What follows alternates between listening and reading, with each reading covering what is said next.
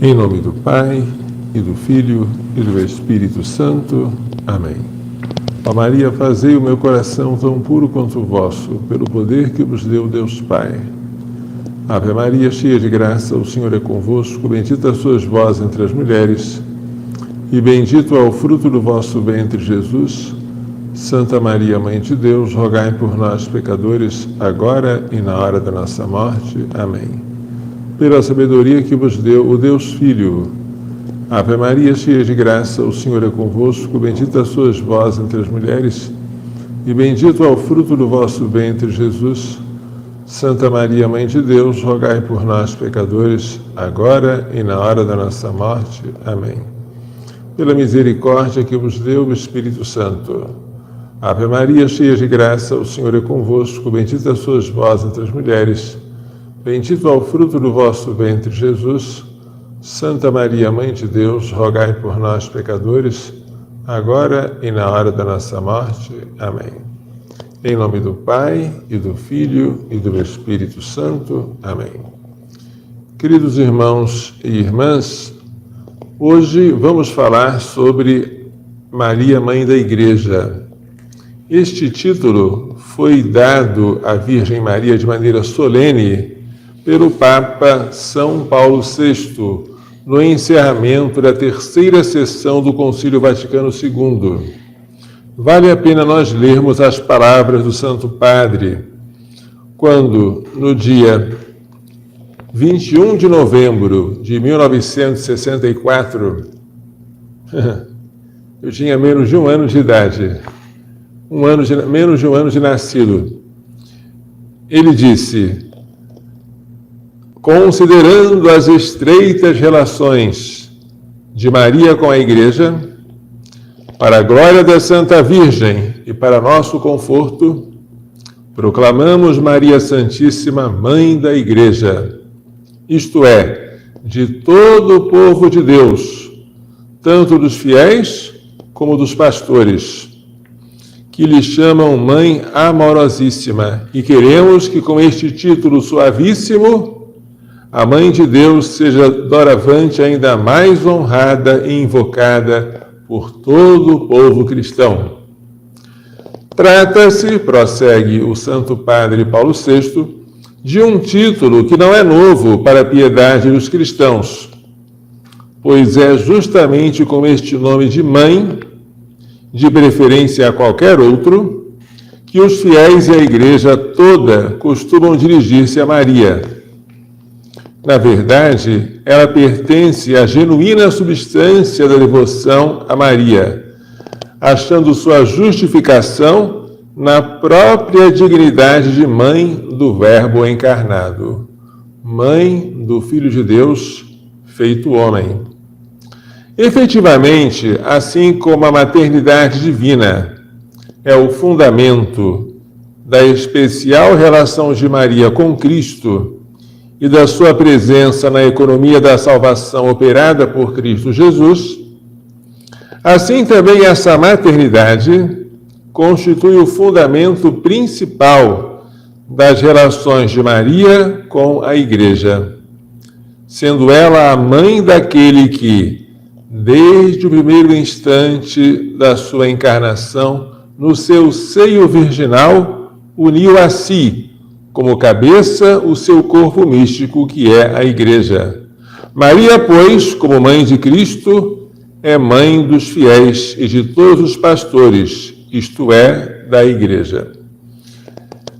A Igreja é o corpo místico de Cristo. Maria, que gerou a cabeça, gerou também o corpo. Senão, seria uma monstruosidade na geração. Se ela é mãe de Jesus, que é a cabeça da Igreja, ela é mãe também de nós que somos membros do seu corpo. Assim, a maternidade divina, o título de Mãe de Deus, serve de fundamento do título de Mãe da Igreja. Portanto, prossegue o Santo Padre Paulo VI, é com ânimos cheios de confiança e de amor filial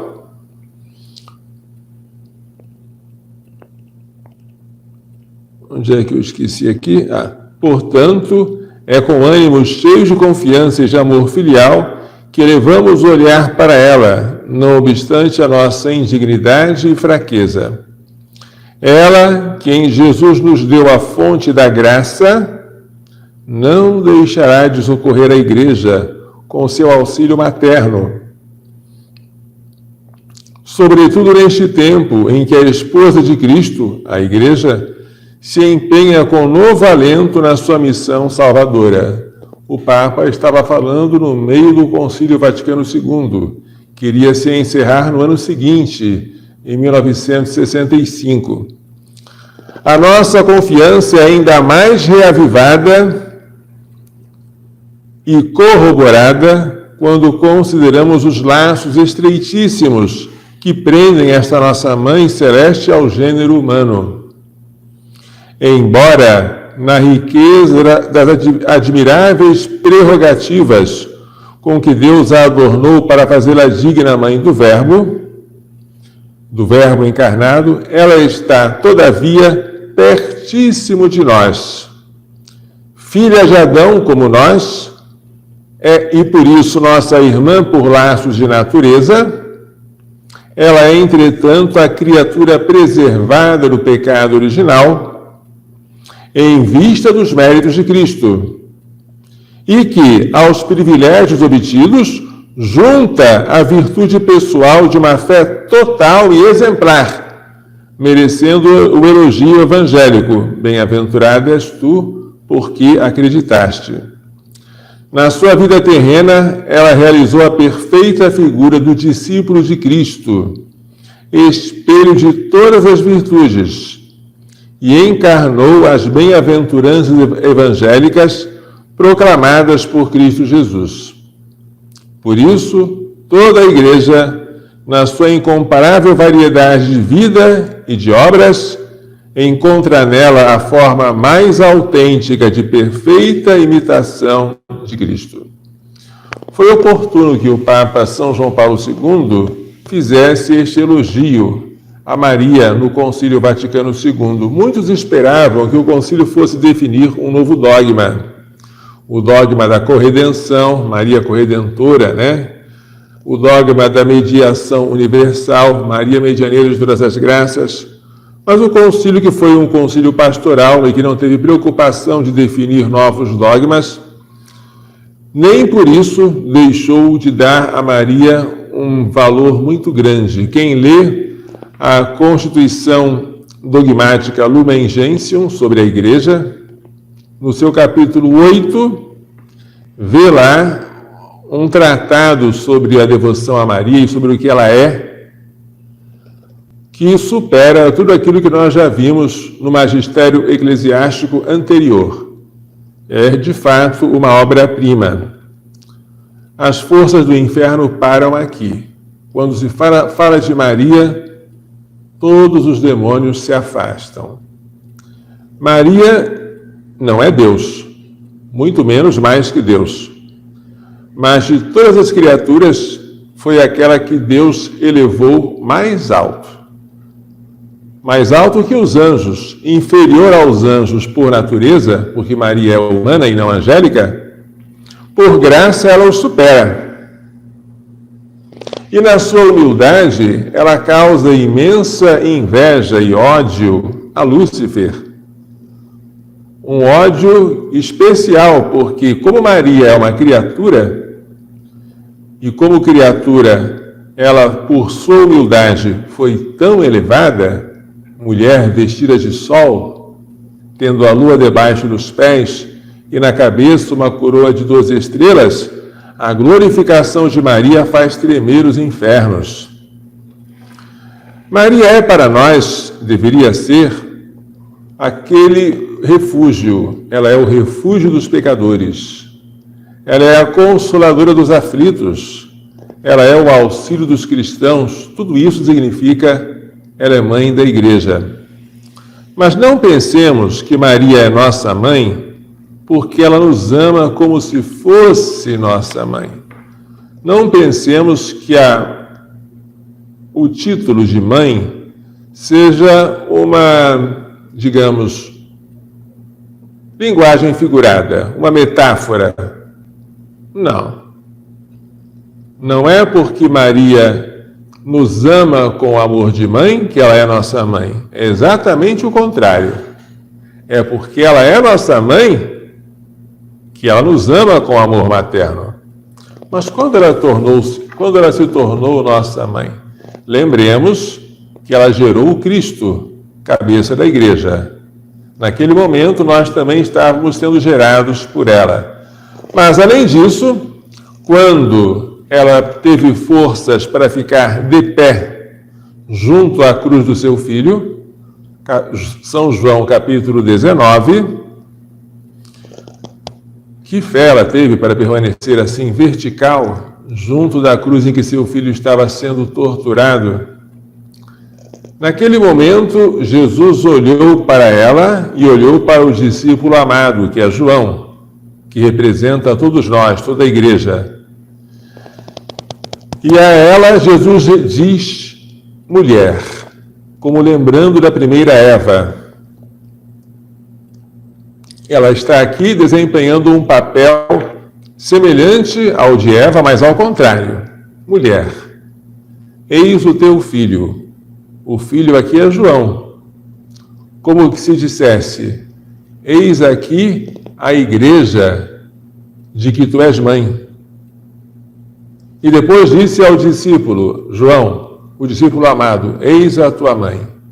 E para que não ficasse a menor dúvida dessa maternidade, o discípulo a recebeu em sua casa. Que discípulo bem-aventurado! Na última ceia, ele reclinou a cabeça sobre o peito do Senhor. Na cruz, ele recebe Maria de presente para ficar com ele na sua casa. É, de fato, muito afortunado este discípulo. Não é à toa que ele escreveu o quarto evangelho, que de todos os evangelhos é aquele mais sublime, que percorre as alturas, falando da pré-existência do Verbo, da sua encarnação.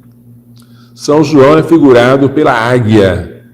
Entre os 4 animais que são símbolo dos evangelistas, a águia, com seus voos altos, é a figura do evangelista São João. Maria Santíssima é mãe da igreja também, porque ela esteve junto da igreja quando ela estava nascendo. No dia em que Jesus subiu aos céus, não mandou que os discípulos imediatamente saíssem a pregar, porque não estavam preparados. Mandou que eles não se afastassem de Jerusalém, até que fossem revestidos da força do alto, que é o Espírito Santo. Então os discípulos permaneceram unânimes, perseverantes, em oração e com Maria. Vamos repetir? Unânimes, perseverantes, em oração e com Maria. Onde é que está escrito isso? Atos 1:14. Unânimes, estavam reunidos, não cada qual em seu canto. Perseverantes, sem falhar, dia sim, dia sim. Em oração, mas uma oração com Maria. E esta oração feita durante 9 dias, a novena de Pentecostes, culminou com um vento impetuoso que encheu toda a sala onde eles estavam, e depois com fogo, que em forma de línguas desceu sobre a cabeça deles. Eles ficaram com o coração inflamado, entusiasmados. Entusiasmo é uma palavra que vem do grego, que significa ter Deus dentro de si, aquela exaltação de ter Deus dentro de si mesmo. Entusiasmados, eles saíram a pregar e a proclamar as maravilhas de Deus, porque o Espírito Santo, por meio da oração de Maria e dos apóstolos, havia descido sobre eles. Que coisa linda! E esta vinda do Espírito Santo foi o nascimento da igreja. Como nós sabemos, a vida não começa com o nascimento, mas começa com a concepção. A igreja já havia sido concebida, mas faltava nascer. No nascimento, a criança aparece para o mundo externo. A igreja que já existia, podemos dizer que a igreja surgiu do lado aberto de Jesus na cruz, água e sangue, Eucaristia e o batismo. Assim como Eva surgiu, foi gerada, digamos assim, entre aspas, do lado aberto de Adão, a igreja já existia, mas estava em gestação, precisava nascer. Pentecostes é um nascimento cheio de alegria. É um nascimento em que todos gritam. A criança, quando nasce, grita. Mas ela grita chorando. Em Pentecostes não houve choro. Houve uma efusão tão grande de alegria que os que assistiram aquilo tudo diziam: esses aí estão embriagados, estão cheios de vinho doce, de mosto. E foi preciso que o apóstolo Pedro, desta vez cheio do Espírito Santo, explicasse: irmãos, não estamos embriagados, porque são 9 horas, é a hora terça do dia. O que está acontecendo em nós não é obra do vinho, mas a obra do Espírito Santo, conforme prometeu o profeta Joel: derramarei o meu Espírito sobre toda a carne. Vossos filhos e vossas filhas profetizarão. E Maria Santíssima estava lá. É bonita a presença dela, discreta, mas eficaz. Se queremos verificar uma pessoa escondida, é Nossa Senhora. Mas no seu escondimento, ela observa: eles não têm mais vinho. Ela se apressa, ela vai correndo até a casa de Zacarias para prestar serviço a Isabel, que está grávida no 6º mês. Ela reza silenciosa, mas eficazmente pela igreja nascente. Ela está junto da cruz silenciosa, chorando, mas com esperança e com fé. Assim é Maria, nossa mãe. É bonito nós podermos chamá-la de mãe. Isso me faz lembrar uma canção que minha irmã compôs. Hoje te chamo de mãe, assim como Jesus chamava, e tudo fica mais lindo e mais fácil ao lado de tão doce mãe. Mãe é um nome suave com que nós tratamos Nossa Senhora. Se nós nos aproximarmos muito de uma pessoa que admiramos, corremos o risco de, pela aproximação excessiva, enxergarmos não apenas as virtudes, mas também os vícios e os defeitos. Em Maria não há este perigo. Quanto mais nos aproximamos dela, mais vemos luz sobre luz. Ela é de tal modo luminosa que a luz está presente na coroa de estrelas sobre sua cabeça, no calçado, que é a própria lua, e na sua vestimenta, que é o sol. Mas que luz é esta? Deixemos que São João Evangelista responda na sua primeira carta, capítulo 3, na sua primeira carta, capítulo 1, versículo 5, está escrito: Deus é a luz, e nele não há treva alguma. Se ela está cheia de luz, ela está cheia de Deus, ela está cheia de graça. E foi com este título que ela foi chamada pelo anjo Gabriel: alegra-te, cheia de graça, o Senhor está contigo. A maternidade espiritual de Maria sobre nós tem suas consequências. E como? A mãe não consegue se esquecer do filho, mas, sobretudo, dos filhos que deram mais trabalho. Confere? Pergunte a qualquer mãe: quando a senhora tem um trabalho extra com uma criança, quando é por causa dela obrigada a acordar de noite, a correr para o hospital, a ir médicos, esse trabalho extra, esse sofrimento, diminui ou aumenta o amor? Toda mãe vai responder: aumenta. Isso é invariável. E nós? Que trabalho demos a Maria? Nossa Senhora! Que trabalho! Nós custamos caro. Ela chorou muito por causa dos nossos pecados, pelos quais Cristo morreu. Assim, ela não é capaz de se esquecer de nós por causa da dor que nós lhe custamos. Mas, além disso, por um outro motivo, ela não pode se esquecer de nós. Porque nós não esquecemos as palavras que nos são dirigidas por uma pessoa querida na hora da morte. Se aquela pessoa, estando prestes a morrer, nos diz alguma coisa, a gente se lembra. E o que foi que Jesus, prestes a morrer, disse à sua mãe? Mulher, eis o teu filho. Essa palavra ficou gravada em Maria, ela não esquece. Ela não esquece que ela é nossa mãe. E como ela é cheia de graça, ela é capaz de nos amar com amor sobrenatural. Imaginemos, a comparação é de Santo Afonso, que nós pudéssemos concentrar o amor de todas as mães por um único filho. Certamente, uma mulher que amasse com o amor de todas as mães juntas, amaria muito o seu filho. Mas prossegue Santo Afonso, nem pensar que esta mulher com amor agigantado seja comparável ao amor de Maria. Por quê? Porque o amor das mães pelos filhos é um amor natural. O amor de Maria por nós é sobrenatural. Ela nos ama por efeito da graça. E a graça, nós sabemos muito bem, é a vida de Deus em nós. Ela nos ama com o coração de Deus, com a ternura de Deus.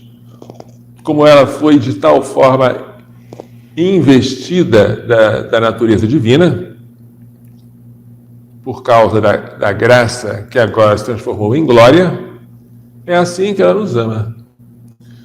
Por privilégio, ela é capaz de nos conhecer, como Deus conhece, e de amar como Deus nos ama. Tudo isso é bom para nós nos glorificarmos a Deus.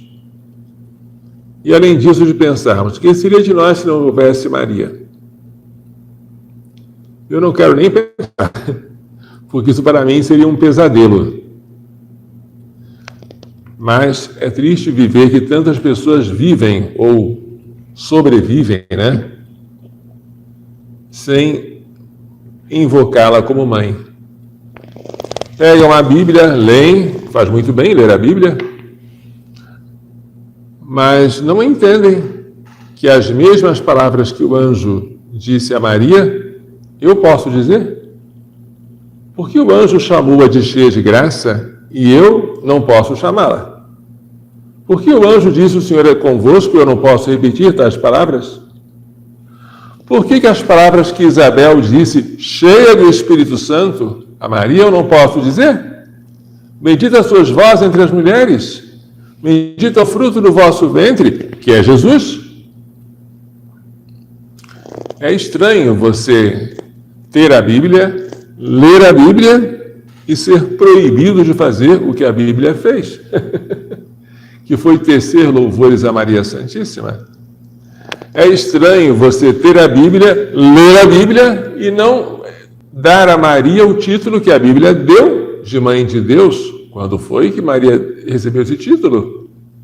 Quando Isabel, cheia do Espírito Santo, disse, bendita és tu entre as mulheres, bendito é o fruto do teu ventre, de onde me vem a honra, que me venha visitar a mãe do meu Senhor, tradução do grego Kyrios, em hebraico seria Adonai.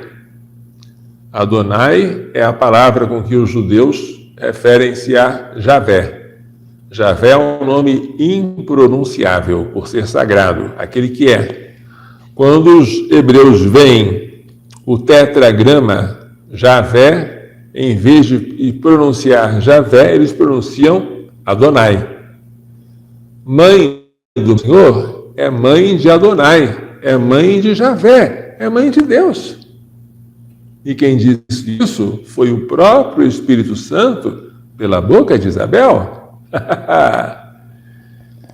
Gente, a Bíblia é muito importante, mas é possível você ler a Bíblia e tratá-la como uma letra morta, e não como o Espírito que vivifica. Nós temos a Bíblia, sim, graças a Deus. Temos a Bíblia completa, com seus 73 livros, Antigo e Novo Testamento. Mas, além disso, temos a Igreja, que fielmente interpreta e ensina para nós o que a Bíblia quer dizer. E a Igreja, infalivelmente, nos ensinou que Maria é mãe de Deus, que Maria é sempre virgem na sua concepção. Quando concebeu Jesus, permaneceu virgem, e quando deu à luz, também permaneceu virgem por um parto milagroso. A Igreja nos ensina que Maria foi concebida sem a mancha do pecado original, em previsão dos méritos de seu filho, que iria morrer e sofrer por ela. Ela é a primeira redimida. E a Igreja nos ensina infalivelmente que, terminado o curso de sua vida terrestre, Maria foi assunta, foi elevada em corpo e alma à glória celeste. São as 4 verdades de fé, os 4 dogmas marianos que nós, católicos, temos a alegria de professar. Assim como amamos Maria porque ela é mãe da Igreja, amemos a Igreja e amemos o Papa.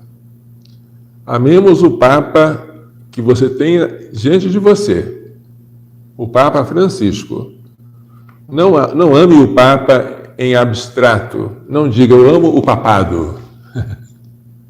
Se você ama o papado, ame também aquele que está exercendo o papado, o Papa Francisco. E se você ama o Papa Francisco, você vai rezar por ele e não vai nem pensar em publicar algum defeito que porventura ele tenha. Eu, que sou filho, jamais publicaria as coisas que meu pai tivesse falado em estado de embriaguez. Nunca meu pai bebeu, graças a Deus. Mas se eu tivesse um pai bêbado, eu faria questão de jamais tornar pública a embriaguez ou as coisas que ele falou nesse estado.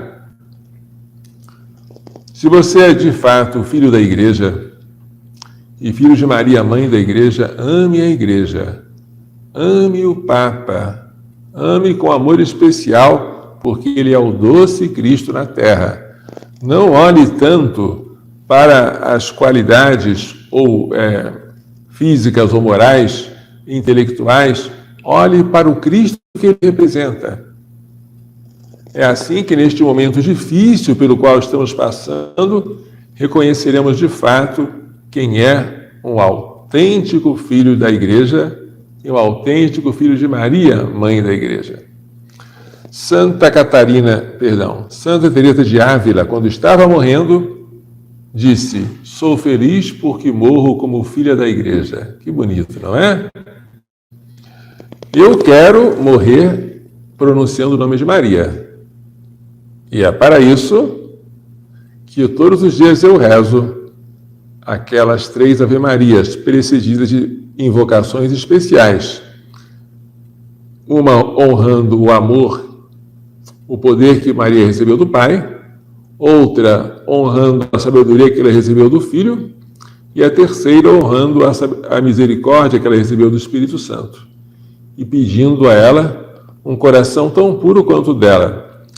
Essa devoçãozinha, que se tornou tão popular, e espero que se torne mais ainda, foi introduzida pela própria Virgem Maria a Santa Matilde de Rackborn, uma mística alemã do século XIII, portanto contemporânea de Santo Tomás de Aquino. Vamos pedir a Maria coisas boas, ao invés de pedir vida longa, saúde, peça coisas melhores. Peça a ela a vida eterna, peça o estado de graça, peça uma morte nos braços dela, peça, não tenha medo de pedir. Essas coisas grandes, Deus dá de bom grado se nós pedirmos, mas temos que pedir. O Espírito Santo, que é o dom por excelência, Jesus disse que nos daria quando nós pedíssemos. Vós pedireis e o Pai vos dará o Espírito Santo. Temos que pedir. Peçamos que a Igreja Católica, que já passou por tantas crises, que vença mais esta que ela está passando.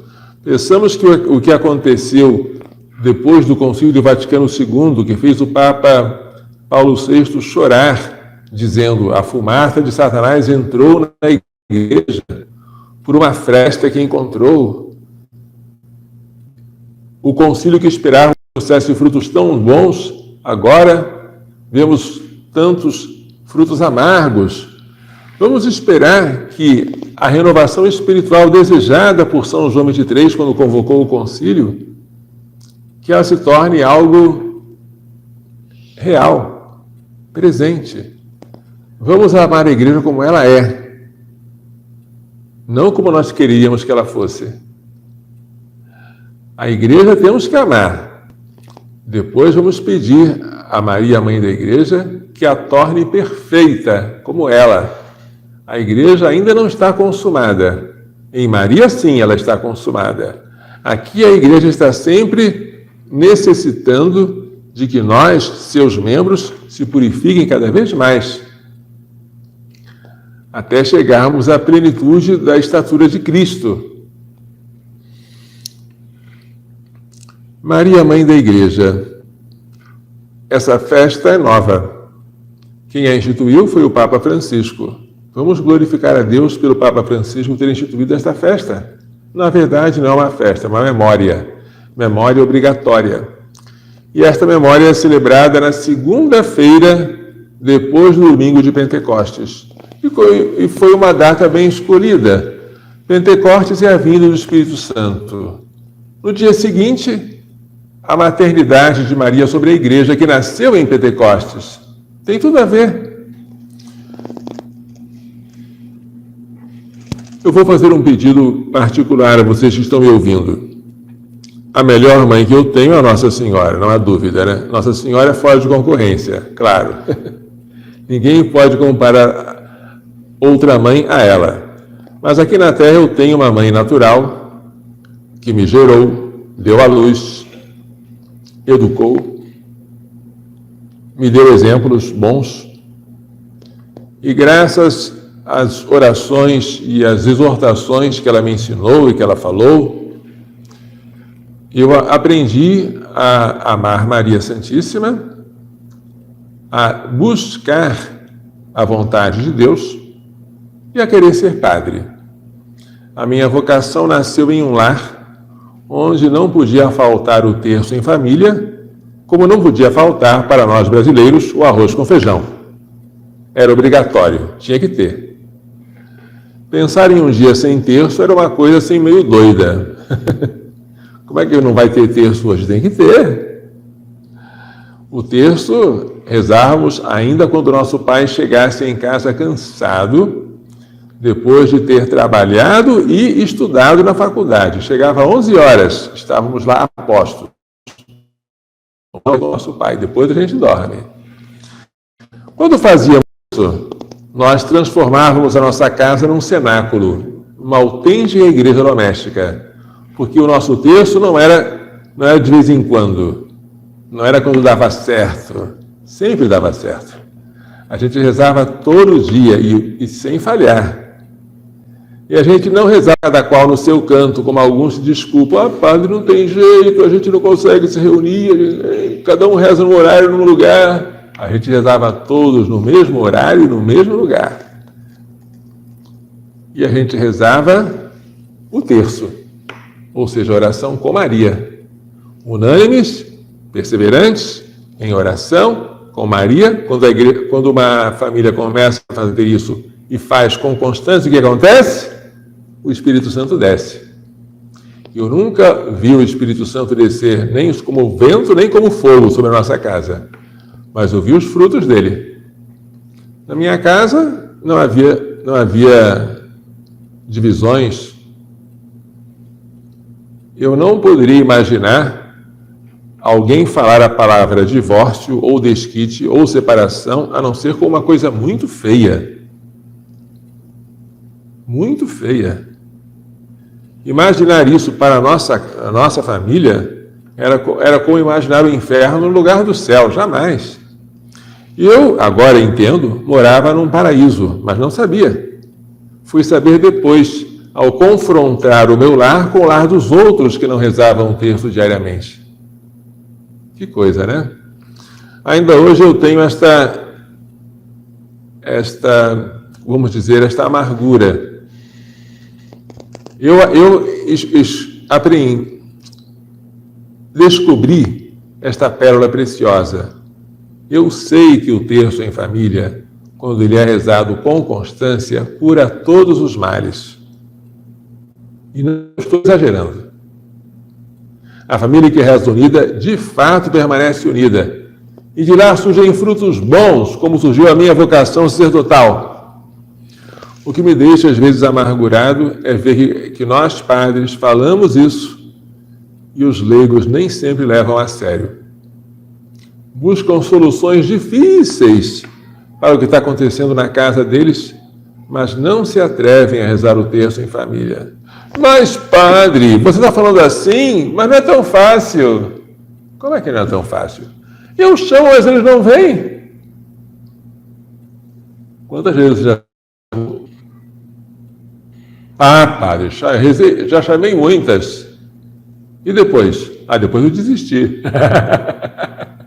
Descobri onde está o defeito. Desisti. E quando você desistiu de chamar a família para rezar, eu pergunto: o maligno, o pai da mentira, o homicida desde o princípio, desistiu de chamar a sua família para o pecado? Não, padre. O demônio não desiste. Pois é. Ele não desiste e você desistiu. Então você está perdendo para ele.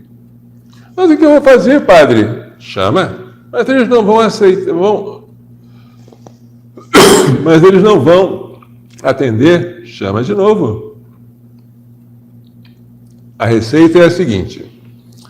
Diga assim: eu só vou rezar sozinho.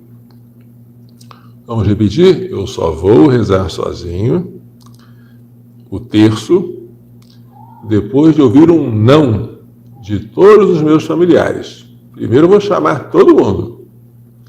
Se ninguém quiser rezar, eu rezo sozinho, mas primeiro eu vou chamar.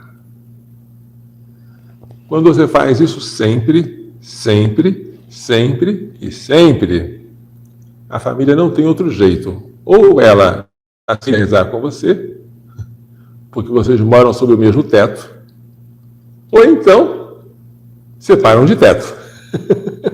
Porque é psicologicamente impossível você ouvir uma pessoa chamando, convidando e você rejeitar indefinidamente.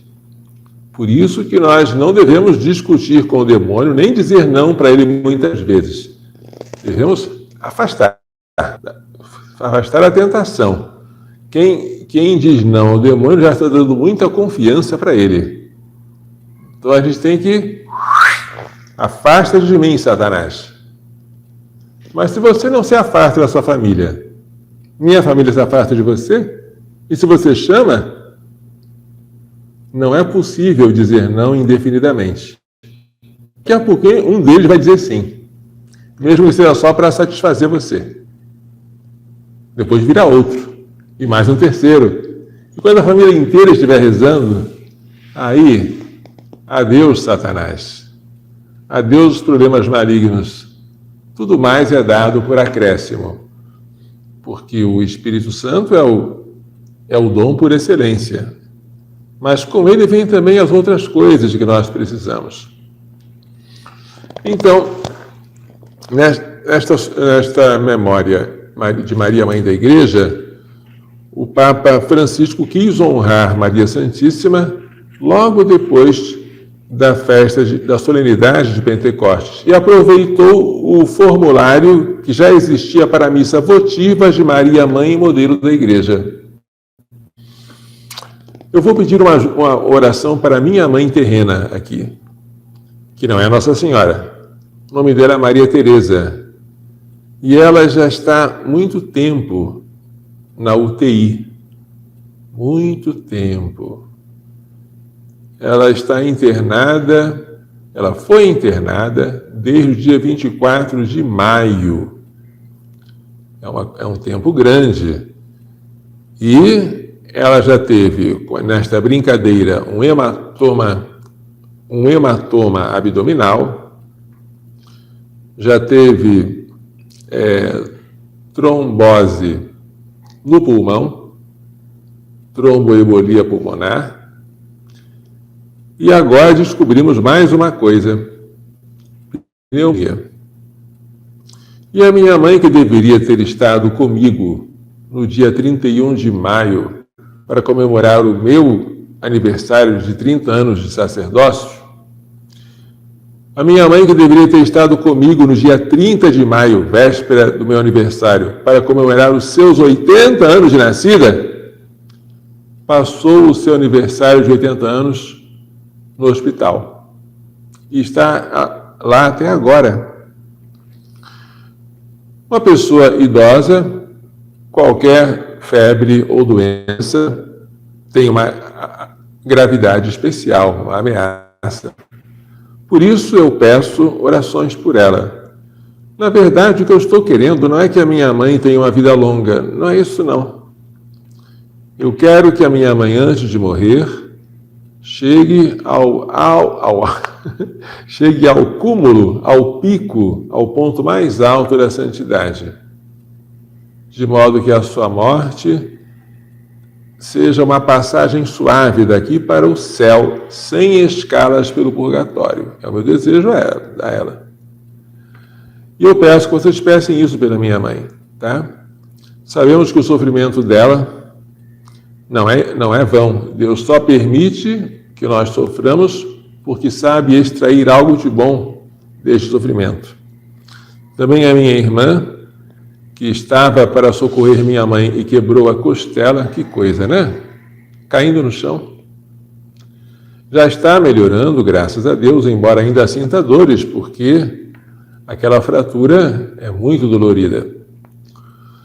Mas eu peço as orações de vocês. Rezem pela minha mãe, Maria Teresa. Rezem pela minha irmã, Ana Rosa. E rezem para que a notícia que nós recebemos tão alvissareira de que a corte norte-americana está para derrubar o aborto, está para anular a sentença Roe versus Wade, que em 1973 declarou o aborto um direito em todo o território estadunidense. Vamos rezar para que esta notícia tão boa não retroceda, porque, segundo o que nós sabemos, e foi confirmado pelo presidente da Suprema Corte, embora tenha sido por um vazamento, o presidente reprovou o vazamento, chamou atenção, mas confirma que o vazamento representa um documento verdadeiro. Esse vazamento foi de um parecer da maioria dos juízes, assinado pelo juiz Samuel Alito. E esse parecer é totalmente contra a sentença Roe versus Wade. Isso não significa que, anulando essa sentença, os Estados Unidos vão reconhecer a criança como um sujeito de direitos e vão proibir o aborto. Isso seria demais. Significa apenas que, anulando essa sentença, cada estado dos Estados Unidos poderá legislar como quiser a respeito do aborto. E há muitos estados esperando, de olho, para que a sentença Roe versus Wade seja anulada e assim eles possam criminalizar, proibir e impedir o aborto. Padre, será que isso é verdade? Parece um sonho? Parece impossível. Mas para Deus nada é impossível. Para mim parecia impossível, parecia um sonho, que o Papa Francisco fosse consagrar a Rússia, nominalmente, ao Imaculado Coração de Maria. Agora, também parece impossível que aquela sentença que impôs o aborto aos norte-americanos, e que já durou quanto tempo? De 73 até agora, está quase 50 anos, né? que ela esteja para ser derrubada. Os abortistas estão em pânico. Você vê revista com reportagens de capa defendendo o aborto. Você vê o Tedros, o diretor da Organização Mundial de Saúde, dizendo que o acesso ao aborto salva vidas. Você vê empresas dizendo que vai financiar o aborto para as mulheres que lá trabalham. Eles não sabem o que fazer. Porque se nenhum dos 5 juízes da maioria mudar o seu voto, a nossa vitória já é certa. E se isso acontecer, louvado seja Deus, para sempre. Quando os Estados Unidos dão um exemplo bom ou mau, o mundo tende a segui-lo. O bom exemplo que acontecerá se os Estados Unidos destruírem a imposição do aborto, como ele foi imposto em 73, é que vai sair de moda o tal do ativismo judicial. E a nossa Suprema Corte, quem saiba, o nosso Supremo Tribunal Federal, quem saiba, desista de querer ser tirânica para legislar, para reformar a Constituição e para impor a nós, goela abaixo, coisas que nós nunca pedimos nem aceitamos. Casamento de homossexuais, aborto, nada disso. Tudo isso foi invenção da Suprema Corte. Muito bem, eu quero dar a vocês essa notícia, pedir orações, vamos continuar rezando. Rezem pela minha Mãe da Terra, mas não esqueçam da Mãe do Céu, Maria, Mãe de Deus e nossa, sem pecado concebida, Virgem Imaculada, Senhora Aparecida. Vamos rezar, vamos dar a bênção para concluir a nossa transmissão. O Senhor esteja convosco. Pela imposição de minhas mãos sacerdotais e pela invocação da bem-aventurada sempre Virgem Maria, de São José, seu castíssimo esposo, de São Luís Gonzaga, São Luís Maria Grande de Montfort, Santa Genevieve Mora, Santa Teresa de Calcutá, São Miguel, São Gabriel, São Rafael, todos os anjos e santos, abençoe-os, proteja-os e guarde com toda a bênção no céu e da terra, Deus Todo-Poderoso, Pai, Filho e Espírito Santo. Amém. Coração Imaculado de Maria, livrai-nos da maldição do aborto.